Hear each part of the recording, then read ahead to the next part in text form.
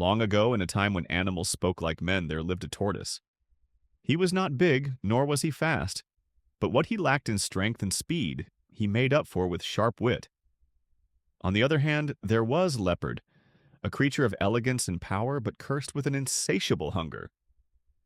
He was feared by all the animals of the forest because his appetite knew no bounds. One day, Tortoise was on his way to the river.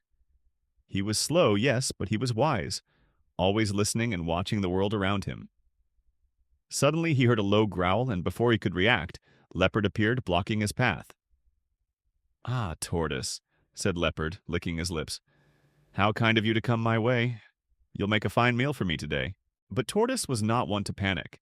Instead he smiled, or as much as a tortoise can smile, and said, "Oh, mighty Leopard, I would be honored to be your meal, but it would be such a waste to eat me here, out in the open." But Tortoise was not one to panic. Instead he smiled, or as much as a tortoise can smile, and said, "Oh, mighty Leopard, I would be honored to be your meal, but it would be such a waste to eat me here, out in the open." Leopard tilts his head, curious. "Waste?" Leopard asked, narrowing his eyes. "What do you mean?" Tortoise gestures dramatically toward the horizon. "You are the king of this forest," Tortoise replied. "Surely you deserve to feast like royalty. Let me lead you to my home, where I keep my special spices. With them I can prepare myself into a meal truly worthy of a king like you." Leopard's eyes light up with greed, and he nods eagerly. "Very well, Tortoise," Leopard said. "Take me to this special place of yours. But if you try any tricks, you'll regret it. Now, my friends, let me tell you." Tortoise had no spices, and he certainly had no intention of becoming Leopard's meal. But he had a plan. He led Leopard to a clearing where a giant baobab tree stood. At the base of the tree was a deep hole, covered with dried leaves. "Here we are," Tortoise announced. "My special spice pit is just beneath these leaves, but you must dig it up yourself, for only the strongest can unearth the treasure within." Leopard, eager to feast, begins clawing at the ground.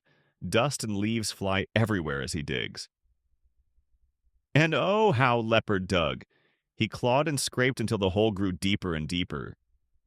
But you see, Tortoise had chosen this spot for a reason. The hole was a trap, dug long ago by hunters to catch large animals like Leopard. Suddenly, the ground gives way and Leopard tumbles into the hole. The camera follows his fall, showing him stuck at the bottom, growling in frustration. "What is this?" Leopard roared, glaring up at Tortoise. But Tortoise only chuckled. Tortoise peers into the hole, his expression calm and wise. "Ah, mighty Leopard," he said. "You see, greed is a heavy burden. You wanted more than you needed, and now you've trapped yourself. Perhaps you will think twice before threatening others in the future."